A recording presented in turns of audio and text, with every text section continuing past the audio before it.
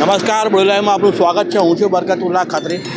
Jabugam Chhota Udepur highway પર, બુરડી Chhota Udepur highway પર જબુગામ પાસે એક અકસ્માત સર્જાયો છે. રેતી ભરેલી હાઈવા ટ્રક છે, રસ્તાની બાજુમાં ઊભી હતી. એની પાછળ મોટરસાઇકલ સવાર એ અંદર ઘૂસી ગઈ.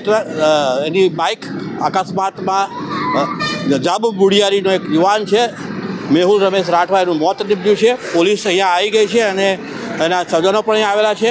હજુ પણ જે મૃતદેહ છે ત્યાં નીચે પડેલો છે અને જે એનો ડ્રાઈવર છે એને કેપ્ચર કર્યો પોલીસે. આપણે તસવીરમાં દ્રશ્યમાન થાય છે ત્યાં ટ્રક છે GJ16AV 5995 તસવીરમાં દ્રશ્યમાન થાય છે. ત્યાં હજુ સ્થળ પર ઊભી છે. એ સાથે અહીંયા સ્વજનો આવ્યા છે, એની બદલાયા છે, એ લોકો પણ રોકકળ બચાવી રહ્યા છે. બોડેલીમાં હજુ 24 કલાક દરમિયાનમાં એક ફેટલ એક્સિડન્ટ થયું હતું મોડાસર ચોકડી પાસે. તેમાં પણ એક ગ્રામીણ આદિવાસી ભાઈ, એનું બાપ દીકરા જેઓ બહારથી આવ્યા હતા, મોટરસાઇકલ પસાર થઈ રહ્યા હતા અને એનું અચાનક મોત નીપજ્યું હતું. એ ઘટનાને હજુ 24 કલાક હજુ એના ઘટનાના સમાચારોની શાહી સુકાઈ નથી અને આ બીજી ઘટના બની, જેને લીધે અત્યારે લોકોમાં આક્રોશ છે કે રેતીની હાઈવા ટ્રકો કેટલા લોકોનો હજુ ભોગ રહેશે.